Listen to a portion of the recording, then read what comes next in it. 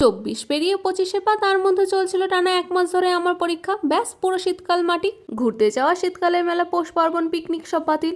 অবশ্য পুরোপুরি ছেড়ে দিইনি, পরীক্ষার মধ্যে টুকিটাকি এদিক ওদিক যাওয়া যেটুকু হয় তাই গেছি। এবার তবে বলি টানা 1 মাস ধরে আমি কি করেছি। পয়লা জানুয়ারির দিন আমাদের এখানে মায়ের মন্দিরে অন্নকূট হয়, সঙ্গে মেলা, তাই গেছিলাম আমি আর মা বিকেলে মেলা ঘুরতে। আর আমরা মেলায় যাবো আর মা কাপ কিনবে না, তাই আবার হয় নাকি? এদিক ওদিক ঘুরে কাপ নিয়ে বাদাম কিনে বাড়ি ফিরলাম আমি আর মা।